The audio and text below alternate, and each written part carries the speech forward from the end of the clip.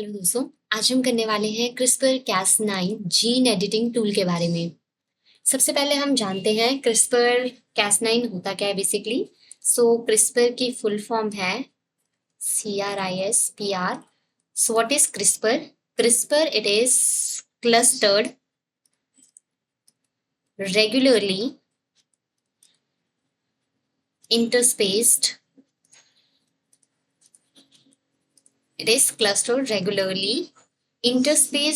short palindromic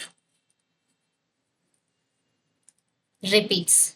okay, so यहाँ पर इसकी ये पूरी फुल फॉर्म है किसकी? क्रिस्पर की। तो क्रिस्पर है हमारे पास clustered regularly interspaced short palindromic repeats. तो यहाँ पर क्या होता है, इसका क्या मतलब है कि हमारे पास सपोज ये हमारे पास क्या है, ये हमारे पास एक डीएनए का सीक्वेंस है। अब यहाँ पे क्या होता है, क्लस्टर्ड रेगुलरली इंटरस्पेस्ड। तो यहाँ पर ये बेसिकली क्या होता है कि बैक्टीरियल का यहाँ पर हमारे पास जीनोम होता है। ये बैक्टीरियल का जीनोम, मैं इसको ऐसे सेक्शंस में डिवाइड करती हूँ। यहाँ पे अभी क्या होता है, दिस इज रिपीट, ये भी रिपीट है, ये भी रिपीट है हमारे पास, और ये भी रिपीट है। तो क्या होता है कि जब हमारे पास कोई भी वायरस, ठीक है, जब हमारे पास कोई भी वायरस बैक्टीरिया को क्या करता है, इन्फेक्ट करता है, तो बैक्टीरिया क्या करता है, हमारे पास बैक्टीरिया इस वायरल जीनोम को कट करके, यानी कि हमारे पास सपोज वायरल जीनोम है, इसको स्मॉल स्मॉल पीसेस में कट करके ये जो हमारे पास फ्रेगमेंट्स है ना, इन फ्रेगमेंट्स को यहाँ पर इंसर्ट कर देते हैं, यानी कि इन रिपीट्स के अंदर इंसर्ट कर देता है, और इसको हम बोलते हैं स्पेस्ड। यानी कि ये क्या है, हमारे पास स्पेसर सीक्वेंसेस होते हैं। ठीक है, स्पेसर सीक्वेंसेस किसके होते हैं? वायरल जीनोम के होते हैं। और ये रिपीट्स हमारे पास किसके होते हैं? बैक्टीरियल जीनोम के रिपीट्स होते हैं। ओके, यहाँ पर क्या है, क्लस्टर, यानी कि पूरा क्या है, क्लस्टर बन चुका है रेगुलरली इंटरस्पेस। यानी कि देखो रेगुलरली इंटरस्पेस है ना, रिपीट्स हैं, स्पेसर है, रिपीट है, फिर स्पेसर सीक्वेंसेस ऐसे शॉर्ट पैलिंड्रोमिक रिपीट्स। ये क्या है हमारे पास, शॉर्ट शॉर्ट है, पैलिंड्रोमिक रिपीट्स हैं। ठीक है, अभी नेचुरल सिस्टम में होता क्या है, मैं आपको बताती हूँ, जस्ट अ मिनट। ओके, तो यहाँ पर हमारे पास नेचुरल सिस्टम में, ओके, तो नेचुरल सिस्टम में यहाँ पे क्या होता है, सपोज यहाँ पर है हमारे पास एक है वायरस, ठीक है, यहाँ पर वायरल का जीनोम है, ठीक है, this is suppose this is the bacteriophage. अब क्या होता है कि जो बैक्टीरियोफाज हैं, बैक्टीरियोफाज हमारे पास बैक्टीरिया को क्या कर देते हैं, ये बैक्टीरिया को इन्फेक्ट कर देते हैं। तो जब ये बैक्टीरिया को इन्फेक्ट करते हैं, ठीक है, तो क्या करते हैं हमारे पास viral genome, when they infect the bacteria, so जो यहाँ पर डीएनए आ जाता है बैक्टीरिया का, ये क्या सॉरी डीएनए हो जाता है हमारे पास वायरस का, ये क्या करता है, बैक्टीरिया की मशीनरी को यूज करके रेप्लिकेट करता है, और फिर यहाँ पर क्या हो जाता है, लाइटिक एंड लाइसोजेनिक साइकिल्स हो जाते हैं। तो बैक्टीरिया क्या हो जाता है हमारे पास, डेड हो जाता है। तो अब यहाँ पर इस प्रॉब्लम का सॉल्यूशन जो है बैक्टीरिया ने फाइंड आउट किया। बैक्टीरिया ने क्या किया, बैक्टीरिया ने एक इम्यून सिस्टम डेवलप कर दिया। ठीक है, बैक्टीरिया ने क्या किया हमारे पास, this is the bacteria. Okay, अब यहाँ पे क्या है कि जब हमारे पास वायरस इसको क्या करेगा, हमारे पास इन्फेक्ट करेगा, तो अब यहाँ पर हम वायरल का जीनोम ऐसे बनाते हैं। ठीक है, this is the viral genome. Okay, ये हमारे पास है वायरल का genome, and this red one, suppose this is the bacterial genome. ठीक है, तो रेड वाला बैक्टीरिया है हमारे पास और ये पर्पल वाला वायरल जीनोम है। अब यहाँ पर होता क्या है, यहाँ पर दो हमारे पास कुछ दो एंजाइम्स होते हैं, cas1 एंड cas2। ये दोनों क्या करते हैं हमारे पास, ये दोनों इस वायरल जो डीएनए है इसको रिकॉग्नाइज करते हैं और इसको स्मॉल स्मॉल पीसेस में कट कर देते हैं। ठीक है, कट करके इसको किस में कन्वर्ट कर देते हैं, इसको हमारे पास क्या बना देते हैं, छोटे छोटे फ्रेगमेंट्स बना देते हैं। ओके, अब ये छोटे फ्रेगमेंट्स क्या करते हैं हमारे पास, ये जो छोटे फ्रेगमेंट्स हैं ये आकर हमारे पास जो बैक्टीरिया का जीनोम है, बैक्टीरियल सीक्वेंसेस है, उसमें आके बाइंड करते हैं। अब ये बाइंड कैसे करते हैं, लेट मी शो यू। ये हमारे पास है, ओके, जस्ट सपोज ये हमारे पास है रिपीट्स हैं। ठीक है, किसके रिपीट्स हैं, ये बैक्टीरिया के रिपीट्स हैं हमारे पास। ठीक है, बैक्टीरियल जीनोम के रिपीट्स हैं हमारे पास, एंड यहाँ पर हमारे पास जो है वायरल का डीएनए आकर अटैच हो जाता है। ठीक है, जैसे मैंने आपको यहाँ पर सीक्वेंस दिखाया था ना, रिपीट स्पेसर, सेम वे यहाँ पर क्या हो जाता है हमारे पास, ये बैक्टीरिया का होता है हमारे पास, उसके बाद यहाँ पर हमारे पास होता है ये वायरल का होता है। ठीक है, अब यहाँ पर इसका फायदा क्या है, अब सपोज ये हमारे पास हुआ फर्स्ट टाइम इन्फेक्शन हुआ था। ठीक है, अब सेकेंड टाइम जब हमारे पास फिर से, अब यहाँ पर ये सारा बैक्टीरिया के अंदर है, ठीक है, बैक्टीरिया ने यहाँ पर क्या कर लिया है, वायरल जीनोम को अपने जीनोम के साथ क्या कर लिया है, हमारे पास इंटीग्रेट कर लिया। अब यहाँ पर हमारे पास क्या होता है, जब सेकेंड टाइम इन्फेक्शन होता है, ओके जब हमारे पास यहाँ पर होता है second time infection, second time infection में क्या हुआ, हमारे पास यहाँ से आया वायरल का जीनोम, ओके। अब वायरल का जीनोम आया, अच्छा यहाँ पर मैं एक और चीज आपको पहले बता देती हूँ, यहाँ पे क्या हो जाता है जब इसने इंटीग्रेट कर लिया, अब ये हमारे पास क्या है, this is the integrated DNA sequences हमारे पास, ठीक है, जिसको हम क्या बोल रहे हैं, क्रिस्पर बोल रहे हैं, ओके।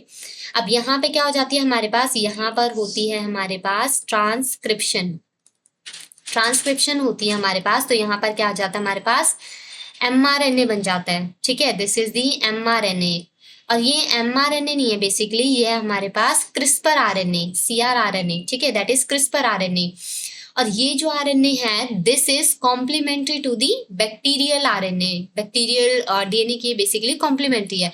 अब यहाँ पर देखो, जब सेकेंड टाइम इन्फेक्शन हुआ हमारे पास, ठीक है, अब यहाँ पर बैक्टीरिया के पास ऑलरेडी क्या है हमारे पास, ये क्रिस्पर आरएनए है।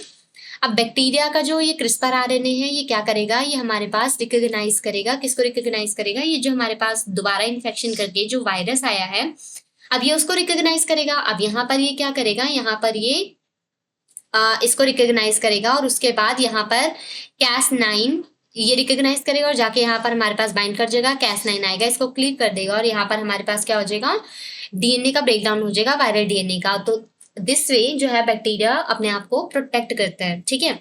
अब यहाँ पर बेसिकली 3 मेन मैकेनिज्म है। पहला है हमारे पास अडेप्टेशन, जैसे कि मैंने आपको बताया, वो क्या करते हैं हमारे पास, बैक्टीरिया जो है वो वायरल जीनोम को स्मॉल पीसेस में कट करके उसके बाद वो अपने उसमें अपने जीनोम में जो है इंटीग्रेट कर लेता है, ठीक है। यहाँ पर एक और चीज है कि एक कुछ स्पेशल प्रोटीन्स होते हैं, ठीक है, जो रिकॉग्नाइज करते हैं प्रोटोस्पेसर को, ठीक है। एंड इस प्रोटोस्पेसर को रिकॉग्नाइज करते हैं। ये प्रोटोस्पेसर कहाँ पे होता है, बेसिकली प्रोटोस्पेसर जो होते हैं हमारे पास, ये जब ये इंटीग्रेशन होता है ना, तो जो वायरल डीएनए होते हैं हमारे पास, वो होते हैं प्रोटोस्पेसर्स, ठीक है। तो अब यहाँ पर है हमारे पास Cas9, उसको रिकॉग्नाइज करते हैं और देन वो उसको कट करते हैं, ओके। अब यहाँ पर फर्स्ट केस में हमारे पास हो गया अडेप्टेशन। अभी सेकंड हमारे पास क्या है, अडेप्टेशन हो गया, देन हमारे पास क्या है, एक्सप्रेशन में मैंने क्या बताया, क्रिस्पर आरएनए जो है फॉर्म होता है, ओके। क्रिस्पर आरएनए फॉर्म होता है, उसके बाद पहले हमारे पास प्रिकर्सर क्रिस्पर आरएनए फॉर्म होते हैं, ठीक है।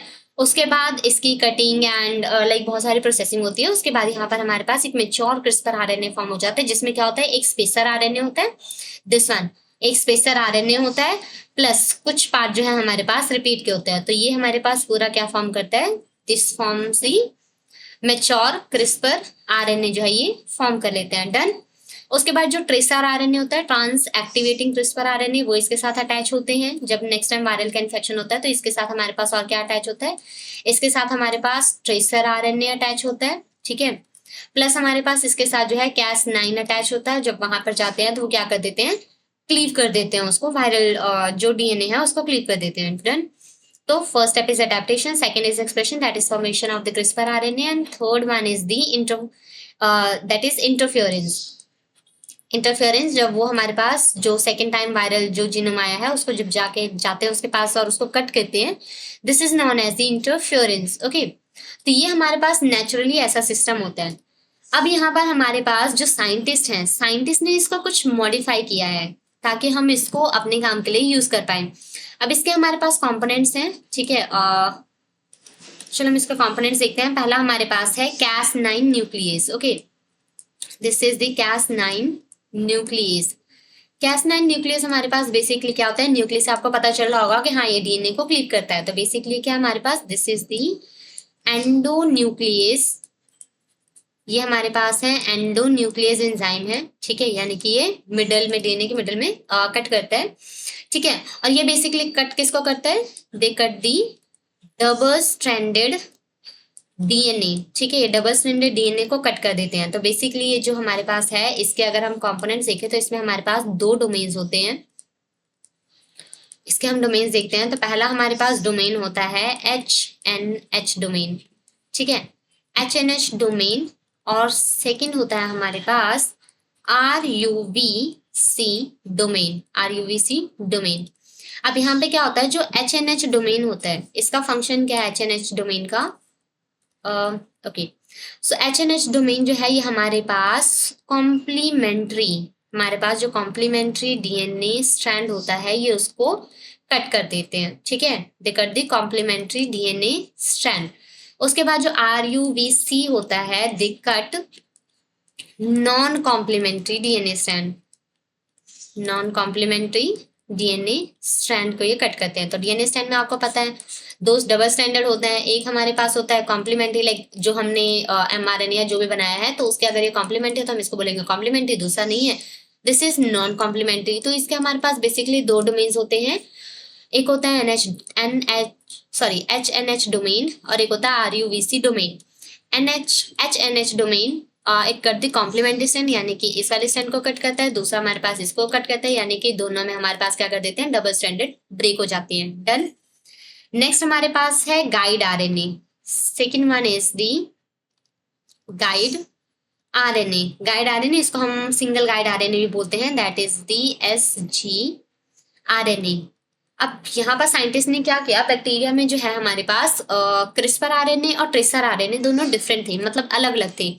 यहाँ पर साइंटिस्ट ने इन दोनों को क्या कर दिया है, कंबाइन कर दिया है, यानी कि क्रिस्पर RNA प्लस हमारे पास है ट्रेसर यानी कि ट्रांस एक्टिवेटिंग RNA, इन दोनों को उसने कंबाइन कर दिया और इससे हमारे पास क्या बन गया, sgRNA बन गया। ओके, तो साइंटिस्ट ने इनको कंबाइन करके सिंगल गाइड RNA बना दिया। अब सिंगल गाइड RNA में हमारे पास क्या होता है, इसका अगर हम स्ट्रक्चर देखें तो यहाँ पर हमारे पास होता है एक स्पेसर या गाइड सीक्वेंस होता है और एक होता है स्कैफोल्ड रीजन, ठीक है।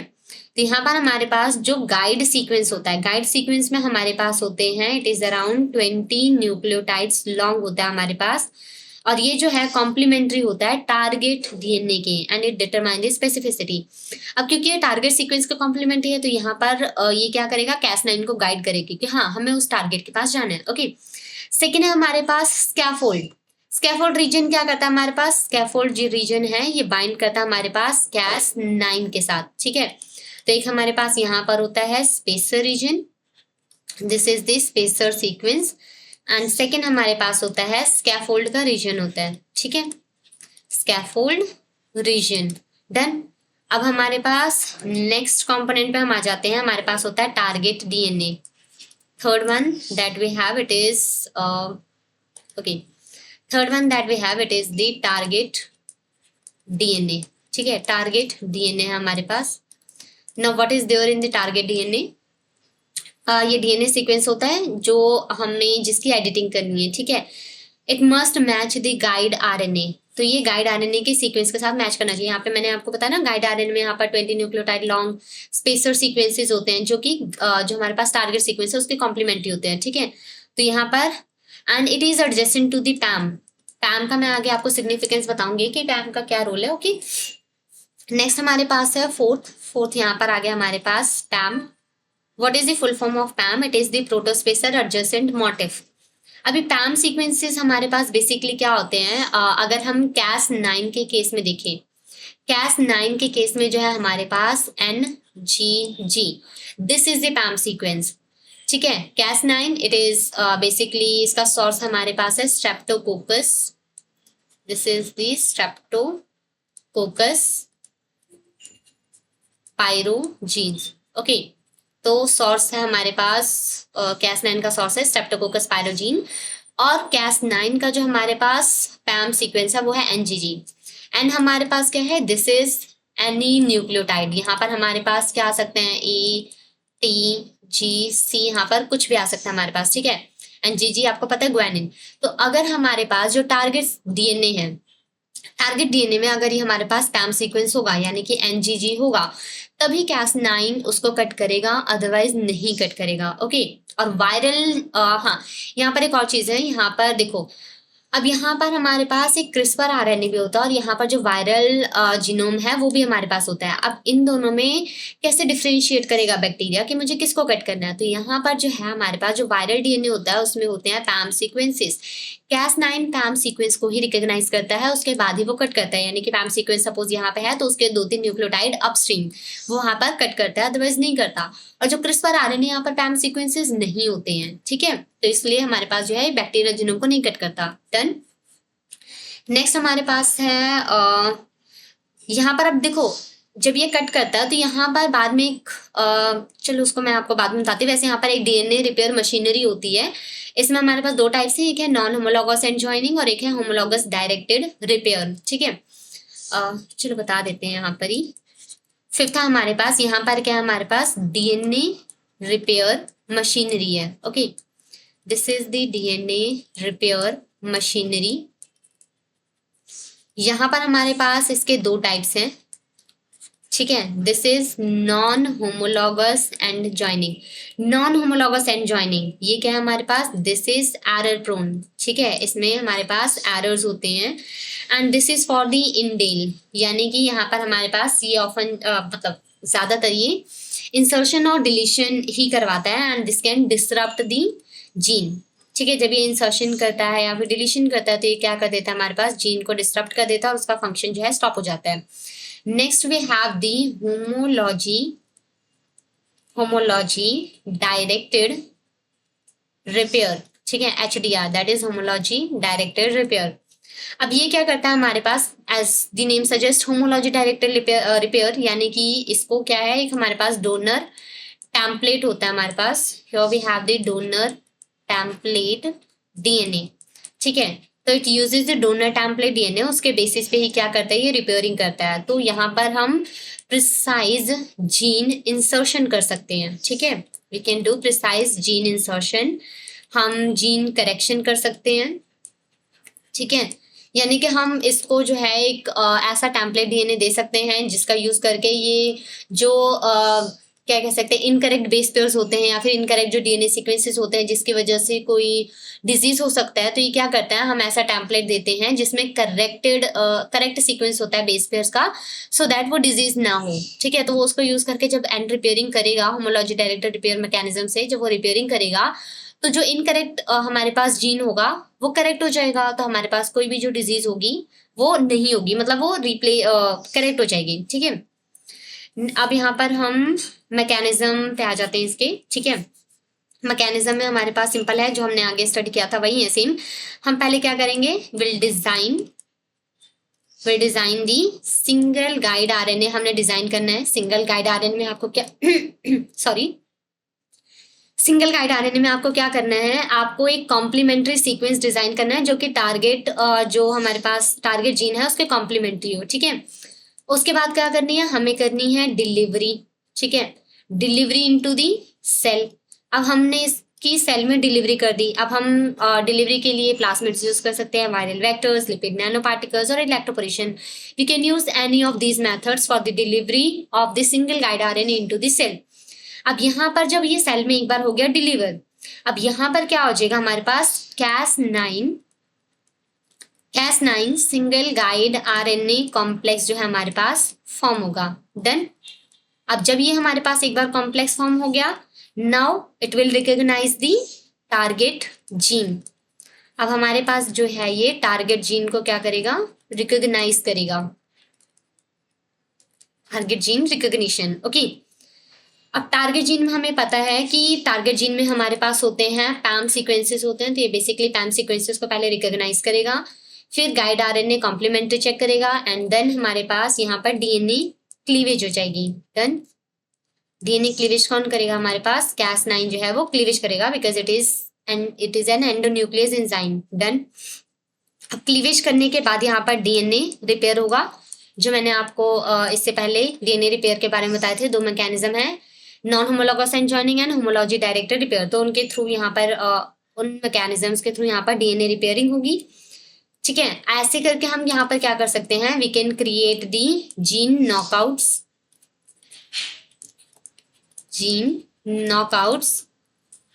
Gene knock in and base editing कर सकते हैं, प्राइम एडिटिंग कर सकते हैं। मीन्स हम ये सारी जो है चीजें यहाँ पर कर सकते हैं। तो this is all about the mechanism.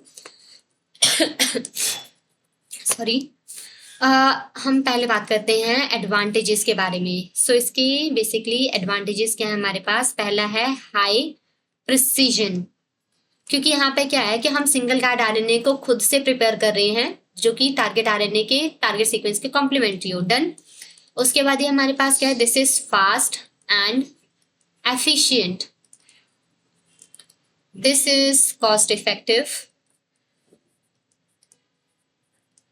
and easy to design.